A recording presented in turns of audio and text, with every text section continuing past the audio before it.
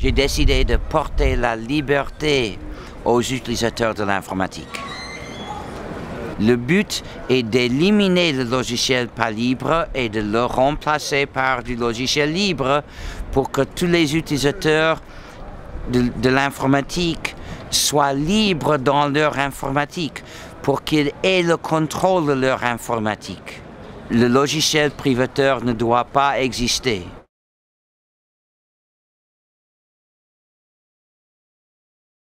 J'ai vu un futur de logiciels injuste, un futur complètement laid, un futur de rien. J'étais développeur des systèmes d'exploitation, je pouvais écrire un système d'exploitation libre. J'avais la manière de libérer les utilisateurs par un travail technique de mon propre champ. Donc c'était à moi de l'écrire. Pour la plupart, je l'ai fait bénévolement. Au commencement, nous étions 2, mais 2 ans plus tard, peut-être 20, à l'année 92, nous étions des milliers de contributeurs. Pour la première fois, il était possible d'acheter un PC et de l'utiliser en liberté avec notre système. Si quelques-uns n'apprécient pas la liberté et acceptent tous les abus, c'est dommage pour eux. Mais au moins, j'ai réussi à aider beaucoup de gens à s'échapper des abus. Ce que j'ai fait est grand, mais ce qu'il faut faire est beaucoup plus grand. Donc, je ne suis pas satisfait quand je considère les travaux à faire.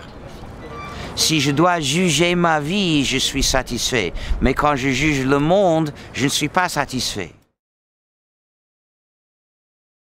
Des programmes privateurs sont pleins de fonctionnalités malveillantes, comme d'espionner l'utilisateur, de restreindre l'utilisateur, d'avoir le pouvoir de faire des choses à l'utilisateur qu'il ne veut ou pas, de censurer l'utilisateur.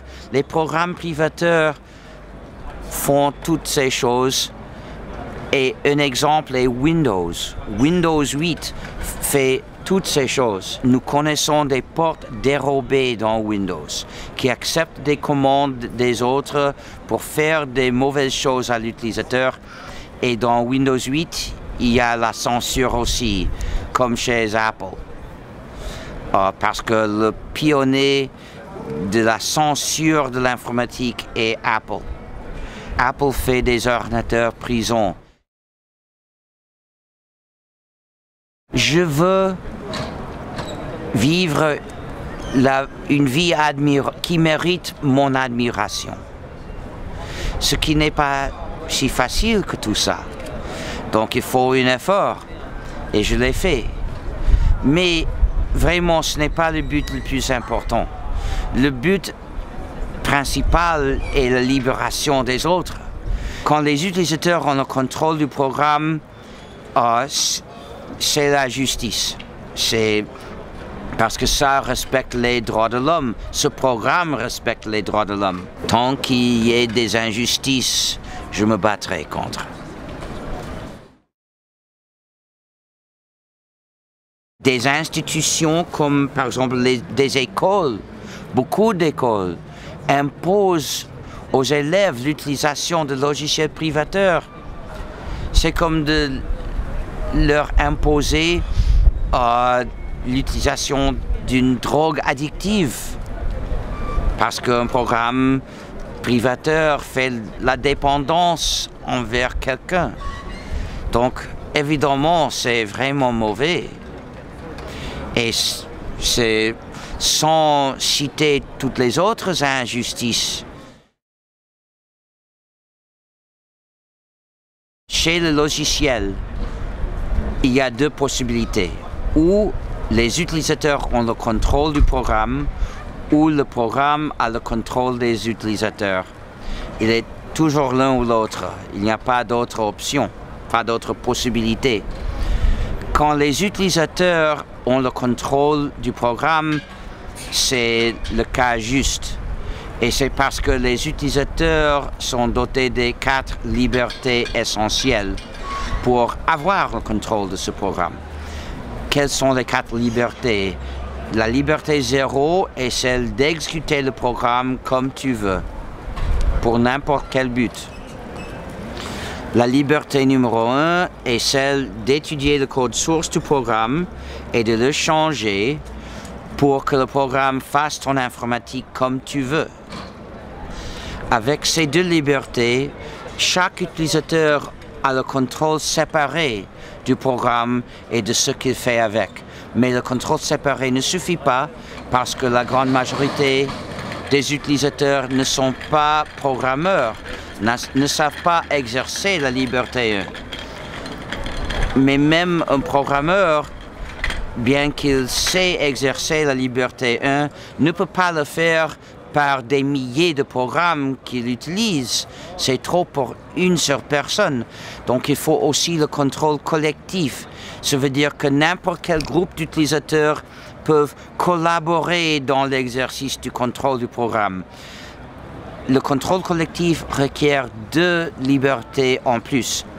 La liberté numéro 2, c'est celle de faire des copies exactes et de les donner ou vendre aux autres quand tu veux. Et la liberté numéro 3, c'est de faire des copies de tes versions modifiées et de les donner ou vendre aux autres quand tu veux. Avec ces 2 libertés, les membres du groupe, qui peut être formel ou informel, sont libres de collaborer dans le groupe pour changer le programme, pour faire leur informatique comme ils veulent et aussi d'offrir des copies aux autres.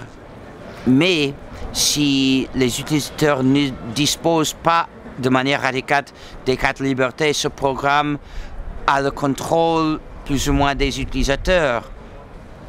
Et le propriétaire a le contrôle du programme, donc à travers du programme, il exerce du pouvoir sur les utilisateurs du programme. Voici l'injustice. C'est un programme pas libre, donc privateur de la liberté.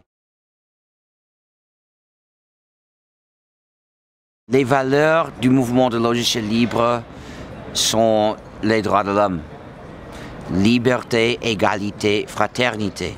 Liberté parce que avec le logiciel libre, l'utilisateur est libre, au moins dans son informatique, dans son ordinateur. Égalité parce que tandis qu'un programme privateur met le propriétaire dans une position de pouvoir sur les utilisateurs, avec le logiciel libre, tous sont égaux.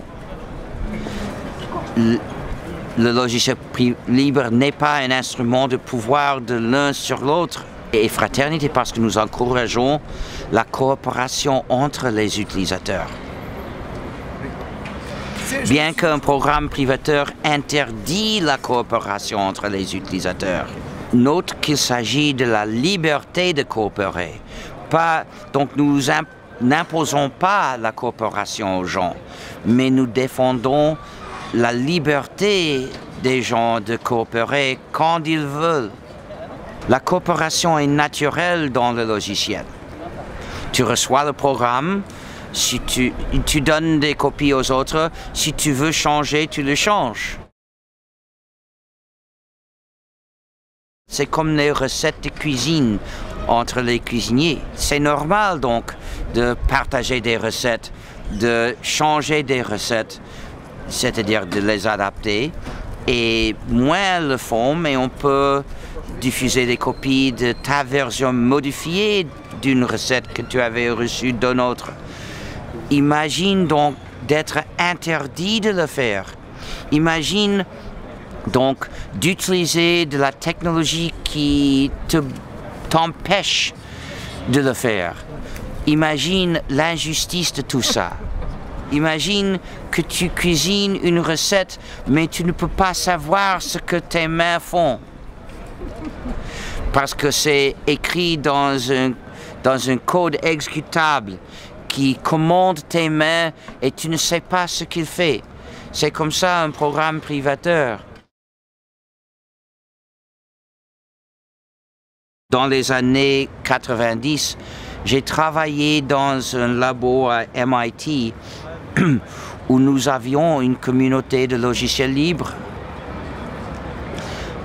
Nous développions des programmes pour les utiliser, pour que le laboratoire entier, l'équipe entière les utilisait. Nous étions toujours contents d'offrir des copies à n'importe qui s'intéressait. J'ai appris la manière de vivre du logiciel libre en la vivant. Je n'étais pas riche. Quand je travaillais à MIT, MIT payait très peu. MIT savait que des meilleurs informaticiens du monde voudraient travailler pour MIT. Donc pas besoin de nous payer beaucoup. Et je l'ai accepté parce que je désirais plutôt l'opportunité de travailler dans l'informatique, dans la programmation, dans une communauté libre que l'argent. Mais enfin, j'ai perdu la communauté. Pour avoir une communauté de logiciels libres, il faut un système d'exploitation libre. Parce que l'ordinateur ne fait rien sans système d'exploitation. Nous avions une communauté de logiciels libres parce que nous avions un système d'exploitation libre développé dans notre labo par nous. C'était mon boulot. L'amélioration de ce système d'exploitation parce que je n'étais pas là quand ils l'ont commencé. Mais j'ai fait beaucoup d'améliorations dans le système. Donc pour avoir de nouveau une communauté libre, il fallait utiliser un système libre, mais il n'y en avait plus pour les ordinateurs modernes. Le système de notre labo était pour un ordinateur dépassé, trop vieux, donc inutile. Un système d'exploitation contient beaucoup de composants, des grands et des petits, des milliers de composants. À 92, nous avions presque tout le système. Nous étions en train d'écrire un noyau, mais M. Torvalds a publié son noyau Linux comme du logiciel libre. Donc la combinaison du système GNU et le noyau Linux faisait un système complet et libre. Les gens qui ne comprennent pas les valeurs éthiques me ridiculent. Mais c'est supportable. J'ai eu assez de succès pour me satisfaire que ça vaut la peine. La lutte est grande parce que les ennemis sont des entreprises grandes. Donc il faut aider le mouvement. Vous ne pouvez pas donner pour acquis que nous allons gagner. Nous pouvons gagner avec votre appui. Si vous avez aimé cette vidéo, abonnez-vous, mettez un pouce en l'air, et partagez cette vidéo, merci, cela fait toujours plaisir.